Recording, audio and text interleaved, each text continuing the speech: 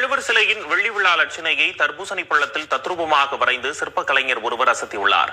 உலக பொதுமறையாம் திருக்குறளை இயற்றிய ஐயன் திருவள்ளுவரை பெருமைப்படுத்தும் விதமாக முக்கடல் சங்கமிக்கும் கன்னியாகுமரியில் அவருக்கு முத்தமிழறிஞர் கலைஞர் தலைமையிலான திமுக ஆட்சியில் முழு உருவ சிலை அமைக்கப்பட்டது. இந்நிலையில் வள்ளுவர் சிலையின் வெள்ளி விழா ஆண்டையொட்டி வள்ளுவம் போற்றுதும் வெள்ளி விழா பேரறிவு சிலை என லட்சணை வெளியிடப்பட்டது. இந்த லட்சணையை தேனியைச் சேர்ந்த சிற்ப கலைஞர் ஒருவர் தர்பூசணி பள்ளத்தில் ஓவியமாக வரைந்து அசத்தியுள்ளார். இவரை தேனி தமிழ்ச்சங்கம் நிர்வாகிகள் பாராட்டி திருவள்ளுவர் நூல்களை பரிசாக அளித்தனர். இன்னைக்கு முக்கடலும் சங்கமிக்கும் கன்னியாகுமரியில் இருக்கக்கூடிய திருவள்ளுவர் சிலையோட வெள்ளி விழா அதை தமிழக அரசு மிக சிறப்பாக கொண்டாடிட்டு வருங்க. அதுக்கான லட்சணையை அது மாண்புமிகு தமிழ் முதல்வர்கள் வெளியிட்டிருக்காங்க. அந்த லட்சணையை திருவள்ளுவரோட அந்த லோகோவை நான் சிற்பமாக தர்பூசணியில் செதுக்கியிருக்கேன். இது பார்த்தீங்கன்னா நம்ம ஸ்டேட் ஆஃப் விஸ்டம்னு இன்னைக்கு அதை ஒரு பெருமையாக கொண்டாடி இருக்க வேலையில் அதையும் அதை எழுத்துக்களாக செதுக்கி வச்சிருக்கு. இதை செய்யறதுக்கு ஒரு 3 மணி நேரம் ஆச்சு.